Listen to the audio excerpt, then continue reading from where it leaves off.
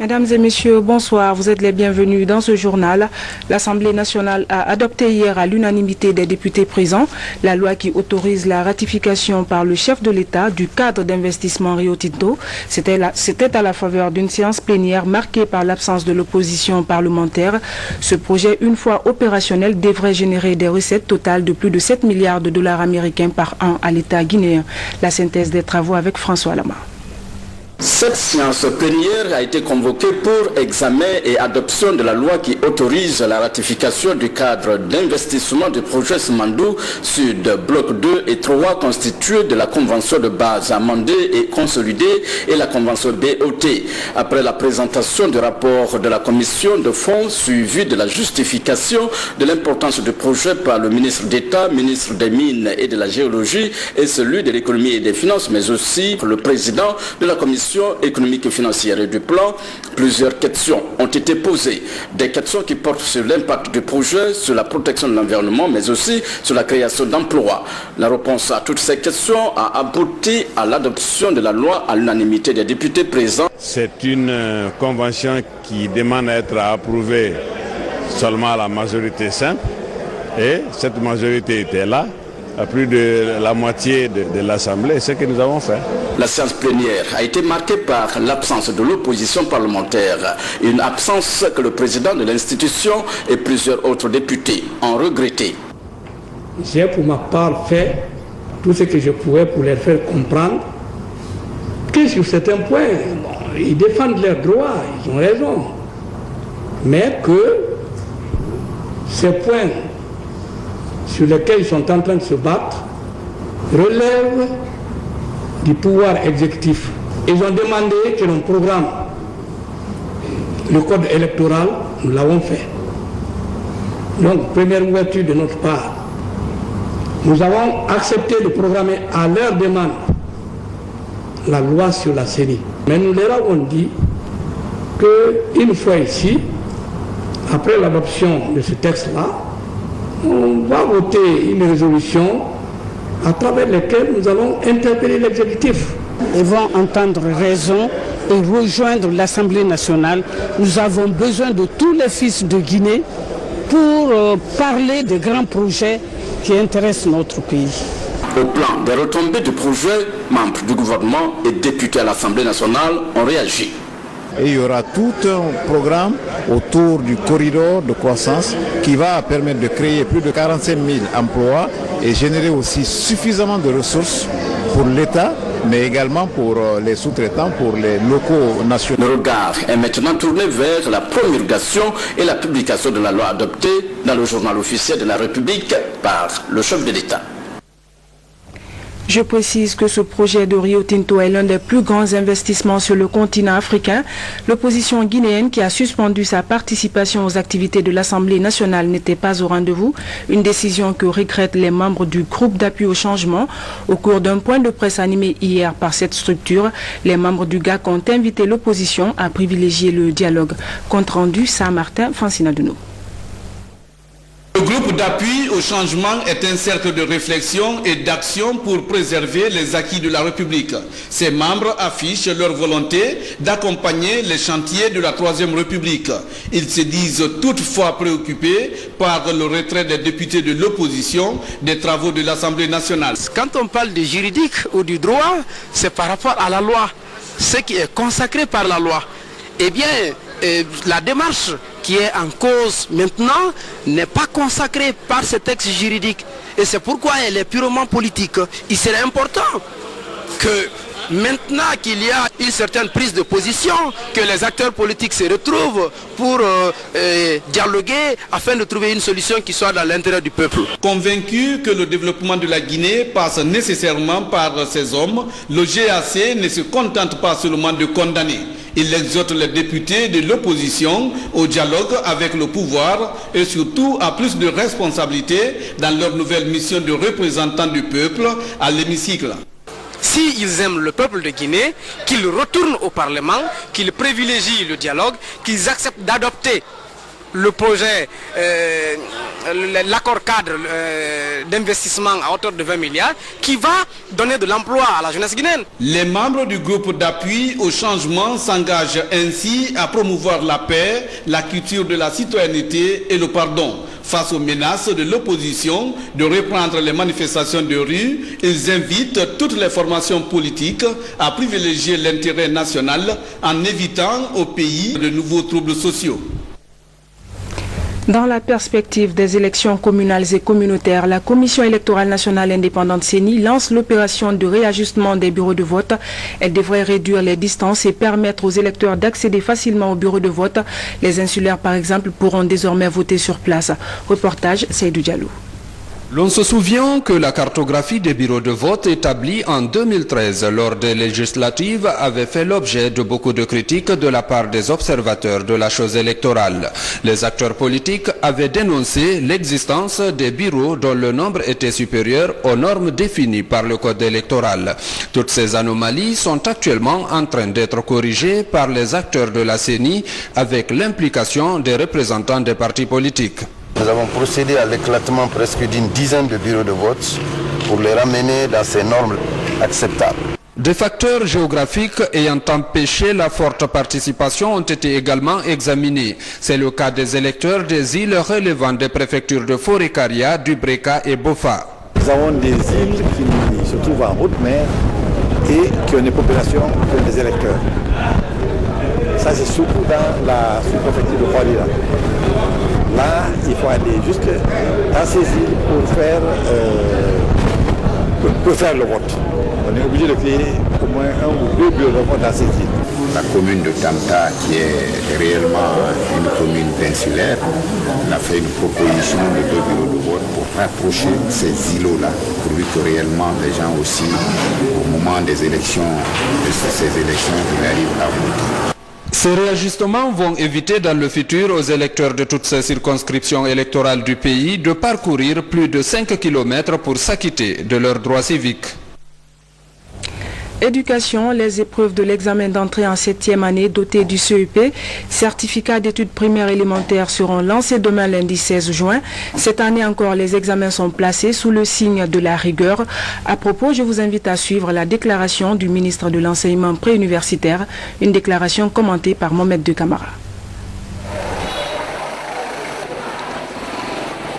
La session 2014 des examens nationaux placés sous le signe de la tolérance zéro vers l'excellence débute cette année avec les épreuves de l'examen d'entrée en 7e année. Pour crédibiliser davantage ces évaluations, de nouvelles mesures sont entrées en vigueur, notamment l'introduction du cahier réponse qui remplacera désormais les traditionnelles feuilles d'examen. L'introduction également d'une 7e épreuve au baccalauréat, toute option. Au thème d'une année scolaire bien remplie, nous voici à la veille des examens nationaux de la session 2014. Je voudrais saisir l'opportunité qui m'est ainsi offerte pour remercier et féliciter l'ensemble des acteurs et partenaires du système éducatif pour les nombreux efforts consentis dans la poursuite du combat engagé par son Excellence, Monsieur le Président de la République, le professeur Alpha Condé à travers son gouvernement. Combat visant à faire de l'école guinéenne une école moderne, une école compétitive. L'organisation récemment des ateliers régionaux a permis de faire le point des préparatifs pour la session 2014, mais aussi d'envisager des mesures visant à renforcer des dispositifs de gestion du processus d'évaluation. Ils seront 371 120 candidats à affronter les différents examens nationaux, repartis comme suit. Examen d'entrée en 7e, 183 129 candidats. Brevet d'études du premier cycle, 123 342 candidats. Baccalauréat unique tout profil confondu, 64 649 candidats. Ces candidats passeront les épreuves dans 1539 centres d'examen. 26 526 surveillants seront déployés à cet effet et 13 669 enseignants seront mobilisés pour les différentes corrections. Je constate avec fierté que depuis 2011, nos élèves ont le plus compris la nécessité du changement. La session 2014 est à considérer comme un autre défi à relever après les succès des années antérieures. La balle est désormais dans le camp des candidats qui doivent affronter ces épreuves avec sérénité et respect des règles de conduite durant tout le déroulement des examens. Le président de la République, en constituant son dernier gouvernement, avait annoncé une équipe de mission qui sera évaluée tous les 3 mois. Eh bien, 3 mois se sont écoulés. Où en sommes-nous avec les lettres de mission? Ce soir, nous faisons un focus sur le ministère de la fonction publique et de la réforme de l'État et de la modernisation de l'administration, en attendant de recevoir dans un instant le chef de ce département. Suivons ce reportage de Falilou Diallo, Kaba Magasuba. Au ministère de la réforme de l'administration et de la fonction publique, le premier trimestre a été ponctué par la restructuration des départements ministériels et le recensement biométrique. Déjà, dans certains départements ministériels et régions administratives, le processus est en cours et les chiffres parlent d'eux-mêmes. Pour les 3 premiers mois, il y a plus de 1000 personnes qui ont été sorties du fichier, des gens en abandon de poste, des décédés qu'on continue à payer. Et cela, vous savez, avant de commencer et lancer le projet de recensement biométrique, nous avons procédé à l'assainissement du fichier de la fonction publique. Des projets non des moindres sont aussi engagés avec l'appui des institutions comme la Banque mondiale, histoire de donner plus de visibilité et d'efficacité à la fonction publique guinéenne. Concernant la réforme de la stratégie de l'administration, la Banque mondiale a lancé un appel d'offres. Il y a une institution américaine, WIMI, qui a eu le marché, donc ils vont commencer bientôt à travailler. Malgré ces quelques résultats enregistrés au cours de ce premier trimestre, des défis restent encore à relever. Et puis je reçois sur ce plateau M. Sékou Kourouma, il est ministre de la fonction publique, de la réforme de l'État et de la modernisation de l'administration. Monsieur le ministre, bonsoir. Bonsoir mademoiselle Adèle. Madame Adèle, bonsoir. Merci à vous d'avoir répondu à notre invitation. Merci. Quel est le point du recensement biométrique qui a débuté le 23 avril dernier? Bon, je dois dire que le recensement biométrique des fonctionnaires et contractuels de l'État se poursuit bien, tout se passe comme prévu.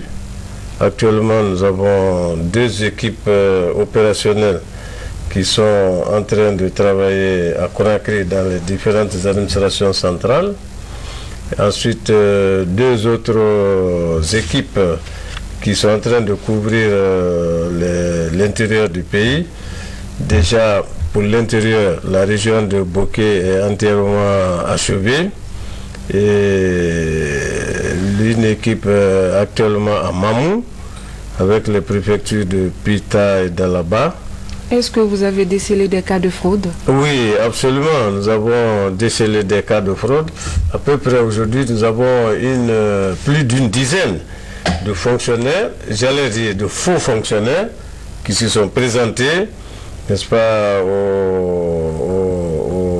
opérateurs, aux agents de recensement, pour se faire recenser à la place des fonctionnaires qui ne sont pas là, qui sont à l'étranger. Ceux-ci sont aujourd'hui traduits à la justice et le dossier, nous le faisons suivre par notre conseiller juridique. Mais en tout cas, dans l'ensemble, l'opération de recensement se passe bien et c'est bien apprécié par les fonctionnaires eux-mêmes. Pour ce recensement-ci, pourquoi parle-t-on de deuxième phase?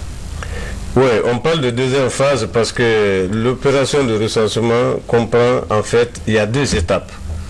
La première étape a consisté à une sorte de comptage physique des fonctionnaires. C'est-à-dire, il s'est agi de remettre à chaque fonctionnaire une fiche de recensement. Des fiches bleues à remplir personnellement. Et c'est cette fiche-là qui a été numérisée dans la base de données. Maintenant, dans la deuxième phase, le fonctionnaire se présente à l'agent d'enrôlement. Cette fois-ci, il s'agit d'enrôler. Parce que nous avons d'une part, la première phase, c'était le recensement physique. Et cette fois-ci, c'est le recensement biométrique. Monsieur le ministre, quel est l'enjeu de ce recensement biométrique et d'où provient le financement? Bon, l'enjeu de ce recensement biométrique, c'est de maîtriser en fait la masse salariale et les effectifs et mettre fin à la saignée financière qui faisait qu'on paye chaque mois des milliers, n'est-ce pas, de fonctionnaires fictifs. Bon, et en termes de financement, disons que c'est la Banque mondiale qui a apporté un appui au gouvernement guinéen pour financer cette opération. Je rappelle que vous êtes ministre de la fonction publique, de la réforme de l'État et de la modernisation de l'administration. Quels sont les grands défis qui attendent aujourd'hui notre administration, monsieur le ministre? Les grands défis qui attendent aujourd'hui notre administration, c'est d'abord, après ce recensement biométrique et l'assainissement des fichiers, vous avez le rajeunissement de la féminisation de la fonction publique. Les deux sont liés. Les deux sont liés. Ensuite, parce que les effectifs sont très vieillissants, il faut donc un sang nouveau. Ensuite, il faut la protection sociale des fonctionnaires. Monsieur le Président de la République, dans son élan, n'est-ce pas, d'améliorer les conditions de vie et de travail des fonctionnaires, vient de signer 2 décrets. L'un portant sur la création d'une caisse de prévoyance sociale dans la fonction publique et l'autre un institut d'assurance maladie obligatoire pour tous les fonctionnaires. Pour tous les fonctionnaires. Ça veut dire qu'à l'avenir, quand ces institutions-là, ces outils de protection sociale seront opérationnels, les fonctionnaires seront pris en charge en termes de maladie. Quand vous tombez malade, l'État vous prend en charge.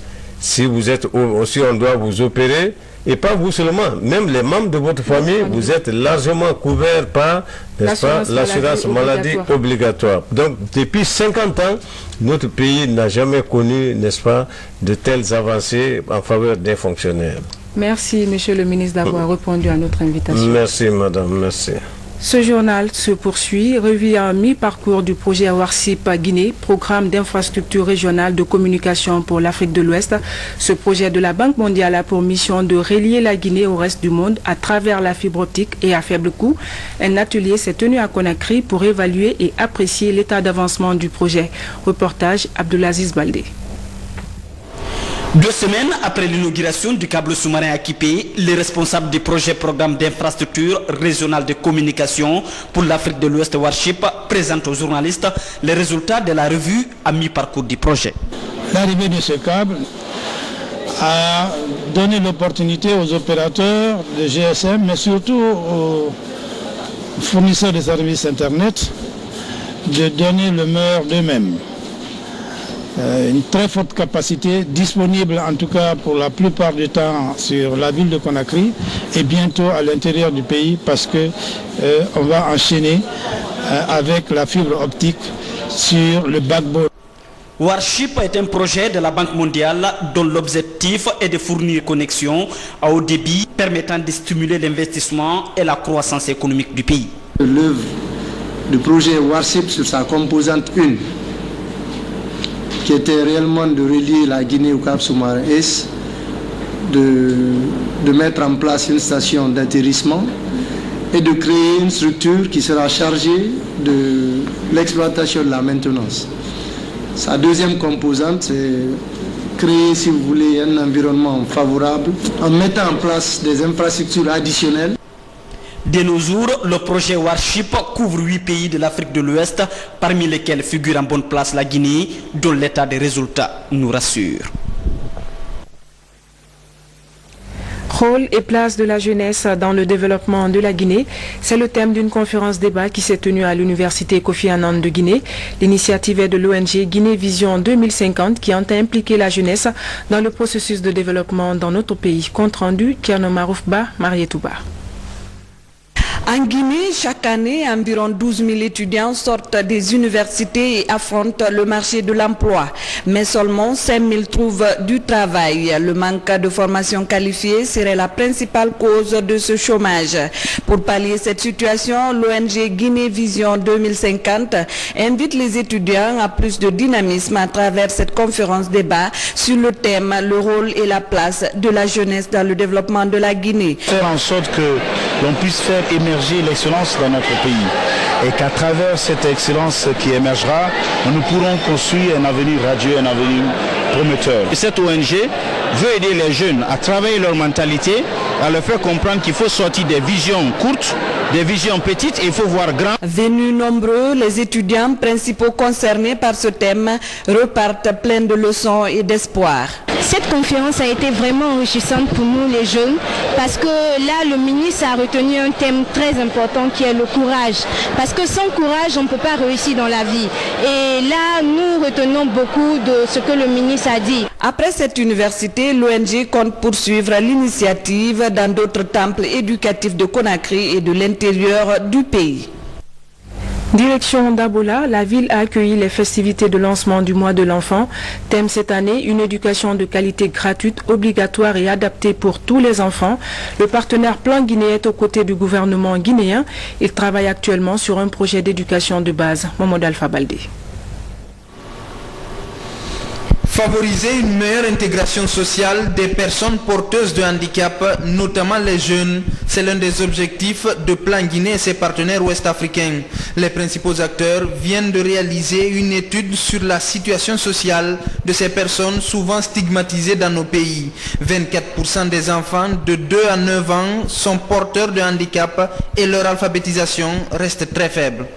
Ce que nous constatons aujourd'hui sur le terrain, c'est que vraiment ces personnes-là ont vraiment un accès limité, surtout les enfants porteurs de handicap ont un accès très limité aux services sociaux de base. Il a été recommandé au moins pour les classes en construction et les classes à construire prochainement qu'on tienne compte des rampes d'accès dans les salles de classe. Les résultats du projet de recherche sur les enfants vivant avec un handicap en Afrique de l'Ouest révèlent que les enfants handicapés pourraient mieux apprendre dans des écoles inclusives que celles spécialisées. Ce que nous voulons à plus long terme, après cette étude et les recommandations qui ont été formulées, c'est de parvenir à de passer d'une éducation peut-être des classes spécialisées, c'est-à-dire où on mettrait à part les enfants porteurs de handicap, aux classes intégratrices. Dans le monde, près de 150 millions d'enfants de 0 à 14 ans sont porteurs de handicap. Environ 15% de la population de chaque pays vivent avec un handicap. Une frange importante de la population qui pourrait contribuer au développement de nos nations avec des politiques d'intégration adaptées. Santé, célébration hier de la journée mondiale du don de sang, thème retenu du sang sécurisé pour sauver des mères. En Guinée, une opération don de sang a été lancée au Centre national de transfusion sanguine. Elle a pour but de contribuer à réduire la mortalité maternelle. Sori de Kira. La particularité de cette célébration de la journée internationale du don de sang repose sur la qualité du sang à transfuser. Parmi les malades nécessiteux figurent en bonne place les accidentés, les enfants anémiés, mais surtout les femmes lors de l'accouchement. En Guinée, les autorités sanitaires entendent marquer la journée par une sensibilisation accrue des populations à donner de leur sang. Les services de maternité représentent notre deuxième poste de consommation de produits sanguins juste derrière les services de pédiatrie. Le thème de la journée consacrée est un sang sécurisé pour des mères.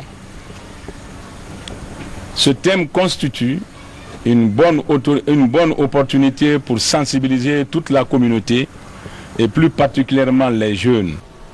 Ces messages semblent bien compris par les donneurs volontaires. Ils ont rallié très tôt ce matin le Centre national de transfusion sanguine pour s'acquitter de cet acte à la fois civique et patriotique. Parmi eux, Tony Antoine Makolé. Il donne aujourd'hui sa 61e poche de sang, ce qui fait de l'homme le meilleur donneur de l'histoire du pays.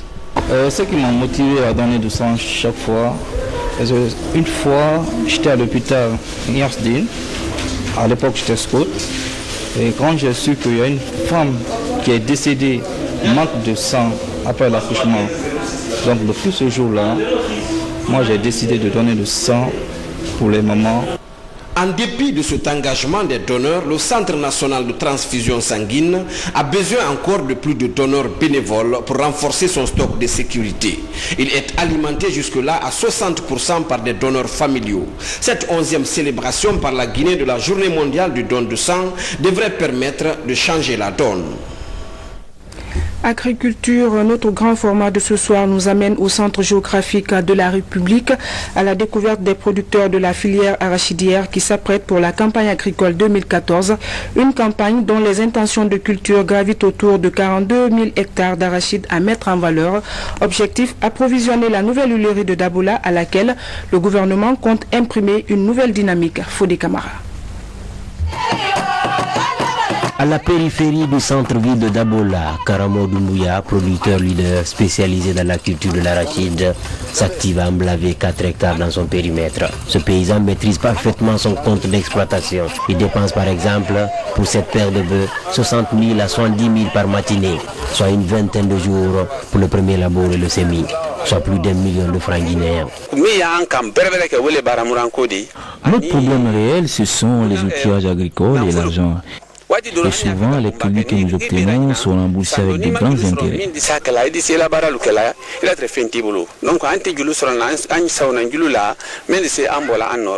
Autre difficulté, le manque d'engrais et de produits phytosanitaires spécifiques arachides et les semences à haut rendement. Pour le moment, seulement 700 kg d'arachides sont récoltés par hectare. Côté encadrement, des perspectives se dessinent dans le domaine de la prestation des conseils agricoles, la formation des producteurs sémenciers et l'ouverture des parcelles de démonstration dans tout le bassin arachidier d'Abola, d'Ingirai, Farana et Kouroussa. Dans la lettre de mission du ministère de l'Agriculture, les intentions de culture, c'est 42 000 hectares d'arachides cette année dans ce bassin. Mais nous allons accompagner à titre expérimental 18 hectares qui vont servir de parcelles de démonstration sur lesquelles on met tout le paquet technologique et qui vont être des parcelles vitrines pour que les paysans viennent voir et qu'ils s'approprient des techniques mises sur place ici pour qu'eux aussi ils s'inspirent et qu'ils puissent faire le transfert chez eux. Au finish, l'objectif de tous ces efforts en amont est d'approvisionner l'huilerie de Dabola. Plus de 30 ans après l'arrêt de la première, cette nouvelle unité agro-industrielle est de 50 000 tonnes par an, soit 5 fois la capacité de l'ancienne. Avec le process, nettoyage, décortiquage, jusqu'à l'obtention d'une huile brute au premier stade de sa filtration. On n'a pas encore les moyens de raffiner l'huile d'arachide sur place. Une fois que l'usine est bien partie, ça peut être une option de remettre en état la raffinerie aussi. En fait, c'est tout un développement d'une filière qui doit se mettre en place. L'arachide a été oublié un peu dans les démarches en Guinée. Installée il y a plus d'une année grâce à un investissement de 8 millions d'euros de la société Copéol, cette usine est confrontée à un manque de matières premières. Aujourd'hui, elle ne dispose que de 450 tonnes d'arachide, soit 3 jours de production. Une quantité insignifiante pour faire même le test de démarrage. Il faudrait maintenant que l'usine puisse les convaincre avec un prix d'achat attractif et rémunérateur pour le paysan, pour le convaincre de vendre à l'usine plutôt que de le vendre ailleurs. Cette pénurie de matières premières est due à une incompréhension entre la Fédération des unions des producteurs d'arachide de la Haute-Guinée et la société Copéol. Principal point d'achoppement, le prix de vente du kilo d'arachide coque. La société veut acheter à 2200 francs guinéens le kilogramme et la fédération tient à revendre à 4500. 4 réunions d'affilée en une journée se sont soldées par un terrain d'entente entre les différents acteurs. Le kilo d'arachide de coque, on va revendre la lulera à 3 000 francs. Au lieu de 4 500, nous allons céder à 3 000 francs. Donc l'usine nous a fait beaucoup de faveurs encore. Quand les producteurs qui sont à Dingra, qui sont à Frana, ce n'est pas eux maintenant qui transportent vers l'usine, c'est l'usine qui doit aller maintenant chercher le stock. Les deux parties devraient respecter ce pacte pour permettre à la filière arachidière d'amorcer enfin une nouvelle ère pour le plus grand bonheur des producteurs. Le GOA, groupe organisé des hommes d'affaires, installe la section femmes d'affaires.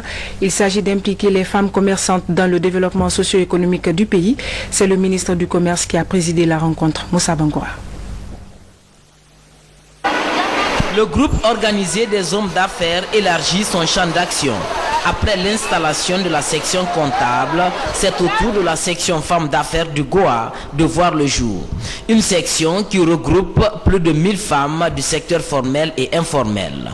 Le but est d'impliquer les femmes commerçantes et entrepreneurs dans le développement socio-économique du pays. Pour être beaucoup plus efficace, il est important de décentraliser, mettre une section femmes d'affaires au sein de notre organisation. C'est ce qu'on a validé aujourd'hui, le bureau de ces femmes d'affaires qui vont bientôt être sur le terrain et essayer vraiment de sensibiliser l'ensemble des femmes d'affaires du pays pour vraiment faire du travail dans l'intérêt de toutes les femmes qui sont dans les activités économiques, d'où l'intérêt de l'État. La mise en place de cette section suscite de l'espoir chez les commerçantes, car l'initiative est appréciée. L'État compte beaucoup sur l'entrepreneuriat féminin. Vous savez, on dit souvent que les femmes sont de très bonnes gestionnaires, et quand une femme a des revenus, c'est la famille qui sera autosuffisante et c'est toute la nation qui va en profiter. Donc je suis venu pour encourager ces braves femmes, pour témoigner vraiment du soutien personnel du chef de l'État qui nous a instruits à faire en sorte que les activités des femmes soient soutenues et aussi de la jeunesse.